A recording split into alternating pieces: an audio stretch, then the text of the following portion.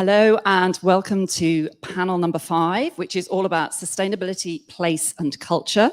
And just one thing before we start and I introduce the panel members and our moderator is I travelled here overland and by sea rather than flying.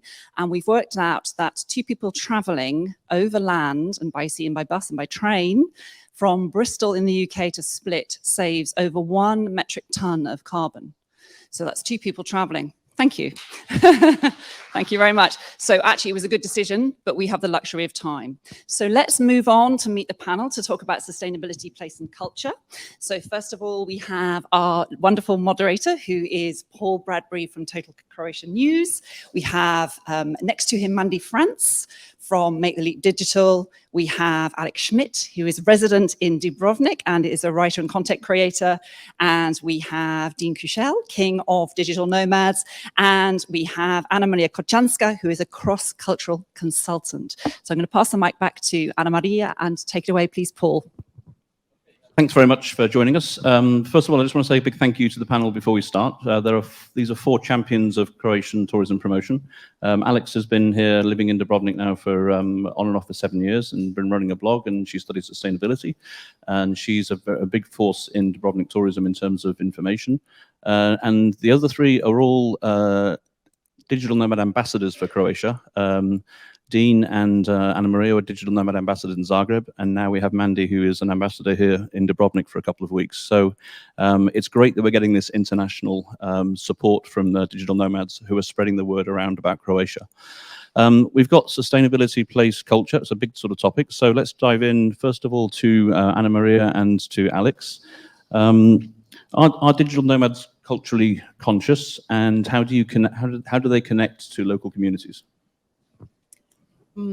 Yes, so I think not enough, right? Because that's probably comes not just digital nomads, but nobody is culturally conscious until we are exposed and we have like the chance to actually realize like how other cultures are. But I also think that, you know, with freedom comes the responsibility. And nomads, because we choose this lifestyle, then we have to become conscious. And we have to feel how we impact the cultures and the local communities where we go and where we travel, because there is an impact, either positive or negative. But when you come, especially for the new destinations that were not used to this way of working and traveling, then they are making their mind about what nomadism really is. And if you are not being conscious, then it's very likely that the impact is not being positive. And so for me, we actually like started working. I just came from Cape Verde, and we started there working like intentionally to connect local community with nomads, like organizing the events, bringing them together, thinking about all the challenges that we have, why it doesn't happen in a natural way, and what we can do to connect and bring them, right? And there are ways to do that, because sometimes you have barriers like language barriers, like maybe a lack of access, but of course cultural barriers. But I still think that there are always things we can do, like you can connect even things, if there is language barrier, maybe you can connect through playing sports together or doing music together, right? There is always way, we just have to think what we have in common and how we share. Hello? Okay. Yeah, absolutely. I think it's really easy for both digital nomads and expats to kind of just, you know, form in a bubble. And you have to remember that you need to integrate with the local community as much as possible. And you also have to remember that, you know, the culture is different than yours. And that doesn't mean that just because it's different, it's wrong, right? So that's what's known as ethnocentrism, when you think that your culture is better than others. And I have seen this, honestly, with travelers and sometimes digital nomads, although usually not as much with digital nomads, but where people say, oh, okay, you know, well, this is different in Croatia and this is wrong. Well, just because things are done differently, that doesn't mean it's wrong. So I do think that it is something that digital nomads and travelers can work on, but I do think in general, digital nomads are generally more culturally conscious than the average traveler, let's say. Question for Mandy. Digital nomads is a very new term in Croatia. I mean, 2 years ago, people hadn't really heard about it, and now everybody's talking about digitalni nomadi as a concept. How have you noticed any cultural differences between different countries and how they accept the concept of nomads and how they welcome you? Are some places much more receptive to it than others, and how do you deal with that? Great question. I definitely think that some countries are more aware of the term digital nomads and our lifestyle, and are more welcoming in terms of providing the facilities that are necessary to live this lifestyle, like the co-working spaces, the Wi-Fi, the communities. But I think it's also up to the digital nomads ourselves to educate the destinations where we want to go, for example, Dubrovnik, and to really collaborate with the stakeholders to also provide what we need. So also for the destinations, I think, to be really curious and ask questions to the digital nomads themselves, what it is that we need, and then for us to provide that as well and to be proactive again and collaborate. Okay. A question for Dean about the sustainability of the digital nomad lifestyle over time. I'm a huge fan of yours. I love spending time with you. After 2 days, I'm exhausted. I'm 53 now, and 20, 30 years ago, I traveled a lot to 100 countries, and I thought I was going to travel forever. And I look at you, and you've done 100 countries in 8 years, including during the pandemic, and you're always going somewhere. Is this the lifestyle you think is going to go on until you're 100, or have you thought ahead at all about the sustainability of this lifestyle and what you're going to merge into? And maybe this question for some others as well, if you want to chip in. Well, thank you. I don't plan much forward. I typically plan a week in advance my life, so I don't know what it will look like in a week or a month or 5 years. As long as my knees can carry me, I assume I'll be moving around. To travel at the same pace I was traveling until now, 50 flights a year, 30 countries, visiting friends, crossing continents on a weekly basis. I don't know this. I don't think this is really sustainable, not for the environment and not for myself as a person. And a lot of people told me throughout my travels, what I do is crazy. When I looked at them, I didn't understand what they're talking about. When I finally stopped due to COVID-19, I was like, oh, I really did something very crazy, hopping on a plane 12 times a month. So sustainable, long-term, I'm not sure. And meeting a lot of other nomads, typically 7, 8 years that you spend on the road before you get a little bit tired of moving around, start to find a place. I'm looking for a place myself. I'm making Bali my home and my base. But there's no right answer or wrong answer or even way to tell the future. Life can change fast. Can add on that. I had a few conversations with digital nomads, or however we call ourselves this week. I think the term digital nomad is changing, and that's why I asked a question yesterday in my keynote as well. Do you consider yourself a digital nomad or a remote worker?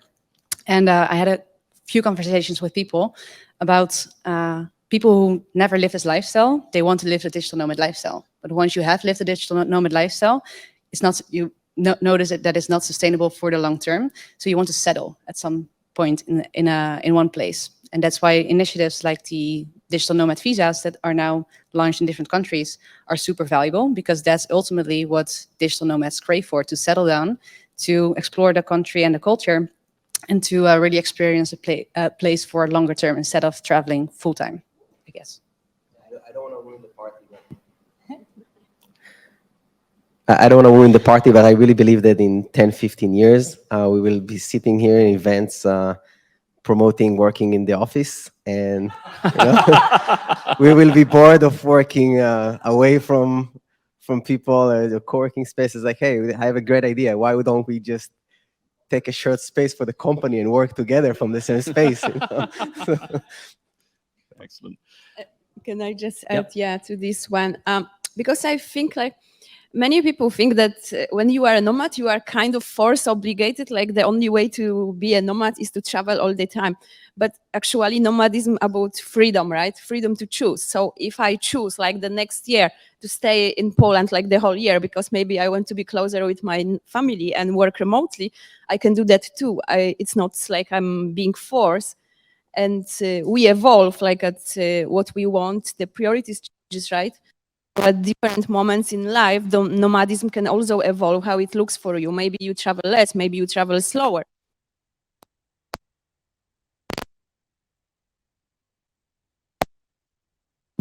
Stopped working.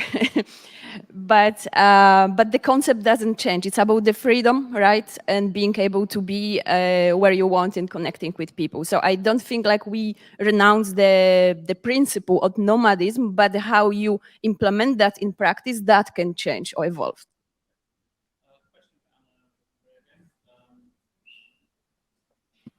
Is the remote work lifestyle, does it contribute more or less to sustainability than the regular lifestyle? Yeah, that's an interesting question, right? And a big one. I think it can, but again, like with every lifestyle, I think there are pros and cons.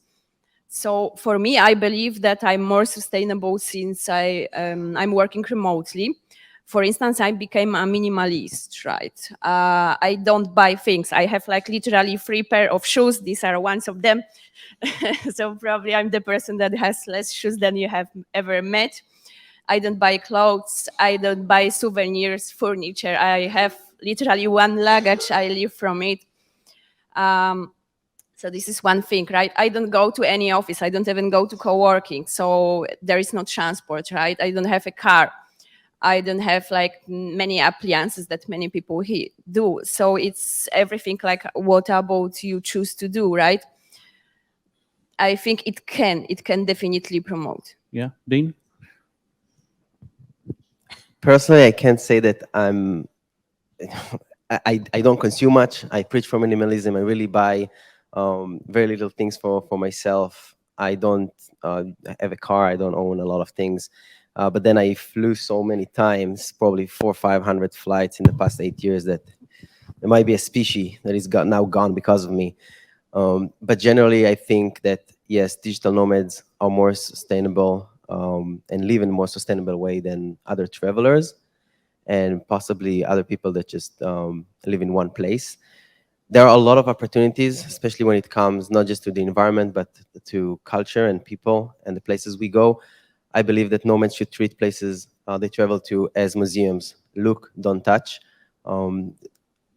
Very close to what you mentioned about trying to force our codes and values and force it on other cultures and communities, and we shouldn't do it. We should just go enjoy what it has to offer, celebrate the differences, celebrate the culture, the language, the holidays they have, and not try to, hey, we're going to colonize this space. Don't do that. And I want to see more people do it because it's not there yet. It depends on the maturity of the traveler, and I think this is where also Board of Tourism and countries should pitch in and help us and guide us. What can we do to make it sustainable? Because every country, every city has its own needs and different expectations from the local community. I see all the activities and the energy that digital nomad associations around the world are putting out now to promote the digital nomad lifestyle. What often they do is trying to attract digital nomads and lure them into the country. I want to see those associations put more energy into helping the locals to take advantage and enjoy what remote work and digital nomad lifestyle can bring them. The access to a wider job market, right? Open their mind and the access to the world and allow them to improve their life. And this is which destinations are doing that well, connecting the locals into nomads in terms of, have you got anyone, any countries you think are doing that really well, where there's a good not connection? many. Not many. Yeah, go ahead.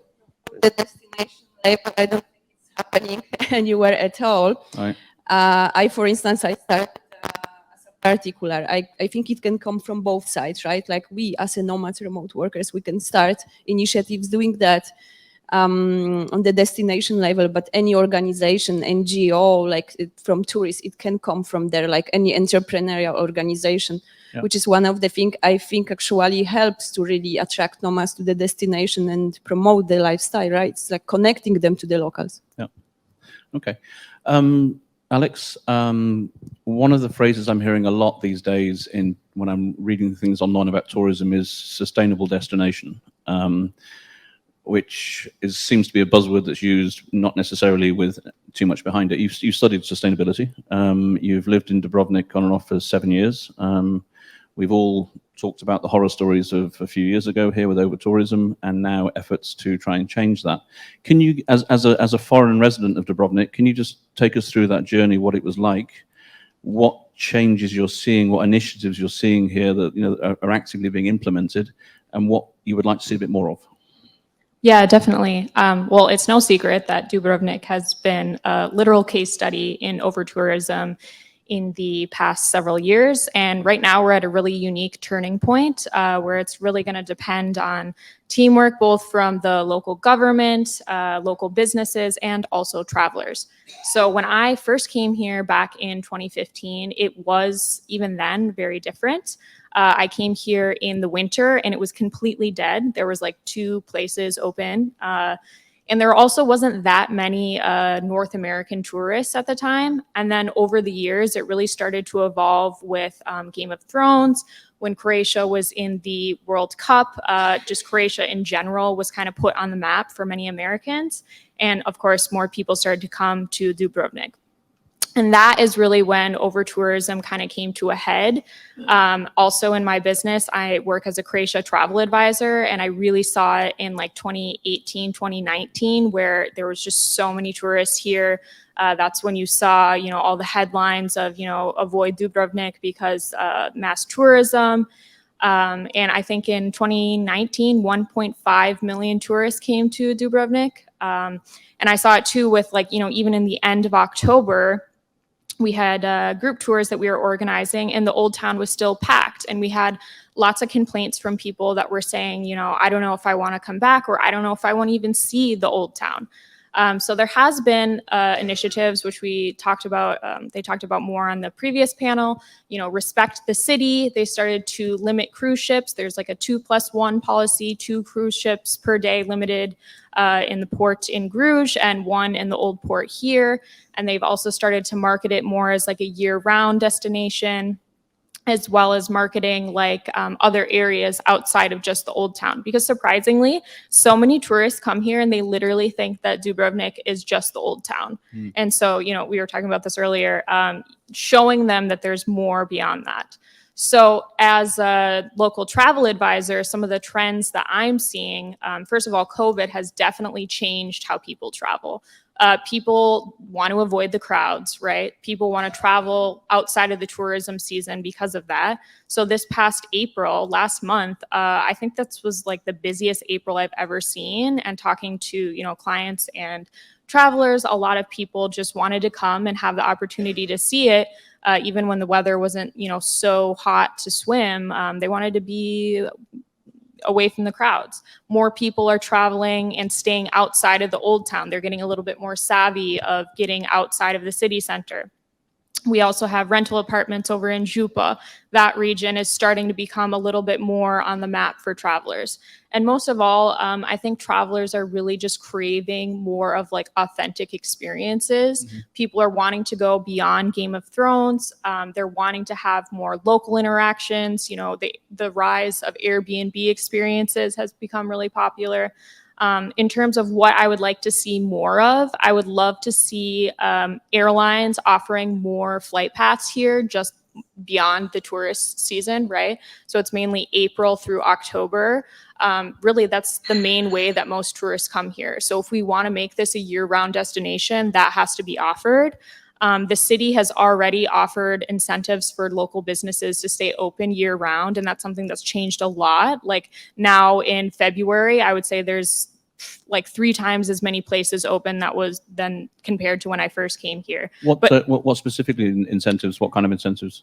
So they basically offer like financial, if I'm understanding correctly, financial incentives for local businesses like coffee shops, restaurants to stay open year round, to make it so that not everything is closed in the winter. So a lot of local businesses did take advantage of that. And you're seeing more and more where they are staying open year round. And that's also that's important for locals, right? Sustainable tourism is also how it can support locals. So it's great for us too, that it's like there's actually more things to do. So I'd like to see more of that. And also, I mean, there is a responsibility on travelers, whether you're, coming here for a week or you are a nomad, to do a bit of research, go beyond just the surface.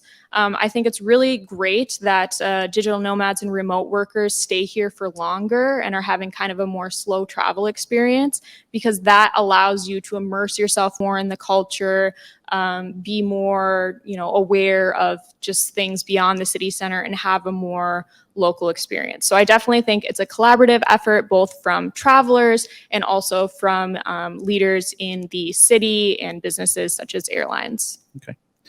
One of the participants in the conference is coming here trying to get advice on how to make their destination more sustainable. Any ideas on suggestions on things that we can do to make cities more sustainable in terms of tourism?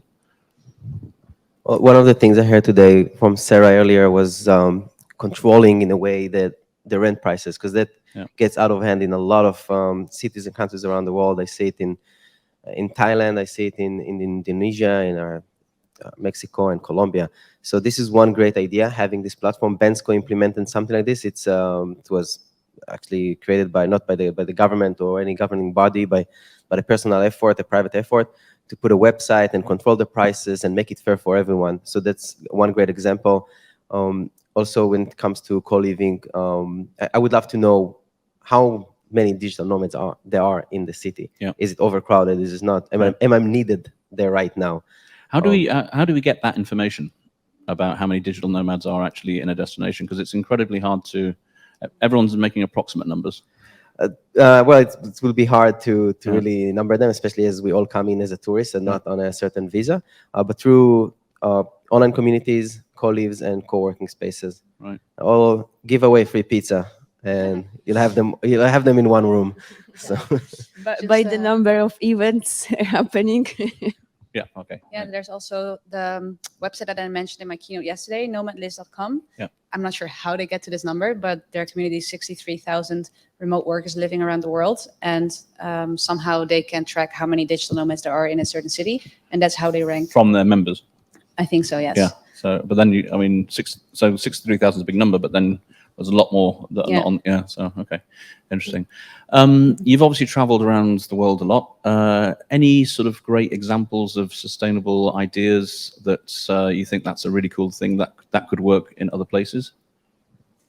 Well, an idea just that popped into my mind when you were talking about collaborative efforts is when I was in Bali, actually. There a big sustainable issue is the plastic. A lot of plastic in the ocean, and that's really what, especially for digital nomads, we don't go to other countries to travel. We really want to explore different cultures, and once you live in a country for a longer time, you really care about the country and the city as well. So a few of the initiatives there that are being launched is people helping to get waste out of the ocean and to reduce plastic. So one initiative I've seen, I'm not sure in which country this is, but for example, providing free water around the city, just to reduce the plastic bottles. So that's a key issue in Bali. But of course, here it is about when you're in a destination, for example, now in Dubrovnik, what is the key issue in Dubrovnik? So I think really asking and be curious about the destination that you're in. What is the main issue and how can you, again, contribute and be proactive to help in that sustainability issue and pass the torch again to someone else. The Indonesia plastic issue is well known, especially in Bali. They don't know what to do with the plastic. They burn it at the end of every day, pretty much. And there's a lot of it that end up also in rivers. But the beauty of how the digital nomads community set to help is not by imposing our ideas we bring from Europe or from the States, how to recycle and what to do with all this plastic. And hey, this is how you should do it. But it was really working with the local community, understanding why they use plastic, how they use plastic, how we can find alternatives for them. Most of the else we could provide actually was money, or there's an exchange program where for every kilo of plastic that the locals collect, they will get in return a kilo of rice. And that created this motion of a lot of recycling, but it was really understand, hey, what alternatives we can offer, because it's very easy to tell, don't do this, don't use your scooter anymore, get an electric scooter. They won't have the money to replace this, right? So I want to see more locals sitting in every room like this. I want to see more locals in the meetups that I go to. What you've been doing around the world has been very inspiring.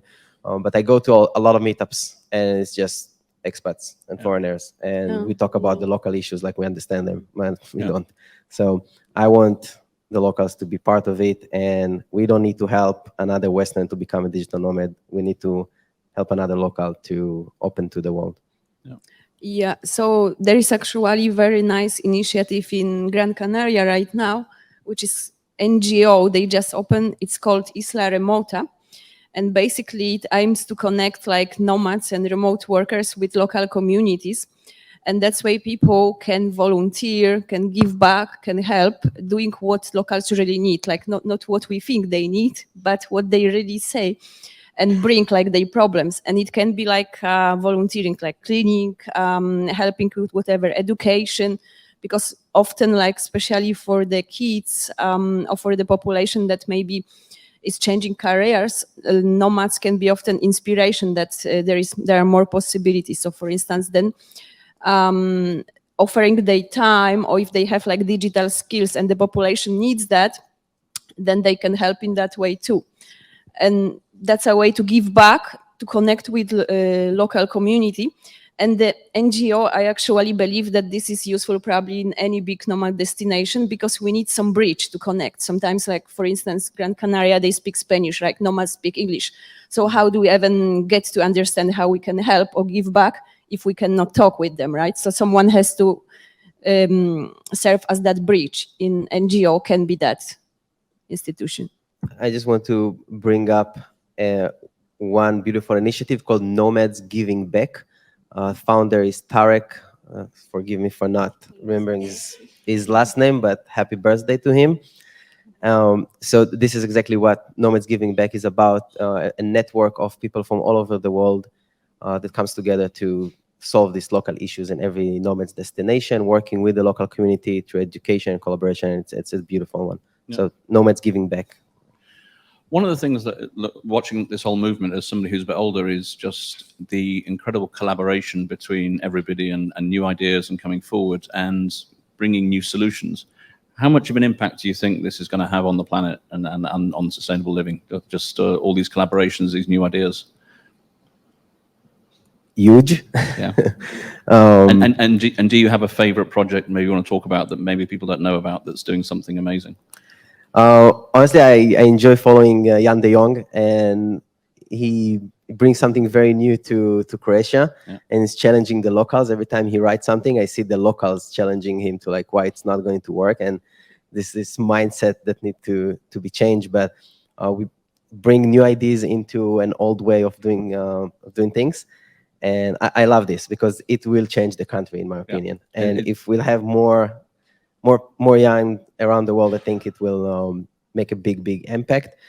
I mentioned it a little bit in my previous talk, and I keep repeating this. The digital nomad lifestyle is not about having margarita on the beach.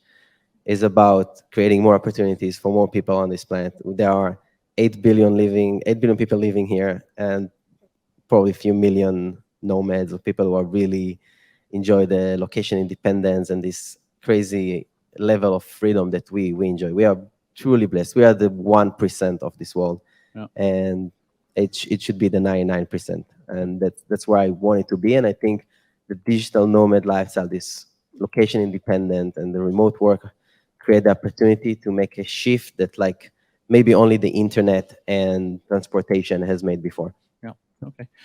Any questions? We've got a few minutes left. 5 minutes left. Okay. Any questions? No. Okay. I'm just going to add on that I'm super curious to see. I think it was a great question, Jan, that you asked yesterday from Estonia about the Digital Nomads Association and the future vision of what they've learned from their Digital Nomad Visa. And I'm really curious to see, now that we talked about this concept of digital nomads and remote workers, and in Gardner, Aaron also talked about the 5 different words to describe it, and that really shows that it's changing the term digital nomadism. So I'm curious to see what this digital nomad visa, if it will still be called the same, or maybe there will be something totally new, a new term to describe this lifestyle that we're all living. Yeah. Okay, just wrapping up then. Give us one thing in your own lifestyle around the thing that you're doing to be more sustainable. Just one? Okay, 2 if you can manage 2. Okay. Well, one thing that I think is really interesting about Croatian culture is that there are so many things that are actually sustainable that are within the culture. So one thing is that we have our own garden, and we're eating with the seasons because it's whatever is in season. Also, Croatians are very big on community. So there's a lot of like trade going on with like, okay, they have like the best blitva, they have the best apples this season. I don't know. So there's a lot of like community going on. And then also, just going back to the basics of like eating what's in season, eating what's local. And that's one thing that I love about it here. Okay. Mandy? That's what I was going to say as well, the healthy lifestyle for me. I'm sure many people here have seen the documentary Cowspiracy. If you haven't yet, I'm not sure if you should watch it if you love meat. But Croatia is a very meat, a country that loves to eat a lot of meat. So I wasn't sure about the healthy lifestyle here. But I know for me, that's an important part of my, keeping up the sustainability. And also, I think a lot of digital nomads are more conscious of the healthy lifestyle as well. So both for me it's important, but also I think for countries such as Croatia to be aware of how to implement this more, and also to educate us digital nomads of the local efforts being done in this area. So good to hear that there are some efforts. For me, it will be connecting with the locals, especially places where I stay longer periods of times, truly connecting, listening, understanding their needs, what makes them tick, and how I can help, inspire, or just be a good friend. What I realized in the last few years is that, yes, I was born in Israel, and I traveled to 100+ countries, but the country I live in is planet Earth. That's how I treat our planet. It's one big country for me. Until you go to Mars. Until I get to Mars. Yeah, Digital Nomad Mars is actually already a group on Facebook. Okay, Anna Maria? So something we haven't mentioned yet, I refuse to pay tourist prices, like on the accommodation, on the restaurant. I do like the check how much is this supposed to cost, and then I negotiate. And if I cannot negotiate, then I just go and look for alternative. I think it's like responsibility, like social responsibility, because if you just come and pay like the double than the local space, then we are contributing to the problem, right? Yeah. And I think it's important to stop that and to say, hey, I'm not going to pay 2,000 euros for a flat. This is not, and I'm just going and looking somewhere else. It's important, I think, to put these boundaries. Okay, great. Okay, time? Yeah, all right. Well, thanks very much indeed for listening and tuning in. Thanks to all the panelists, and enjoy the rest of your time in Dubrovnik. Thank you. Thank you. Thank you.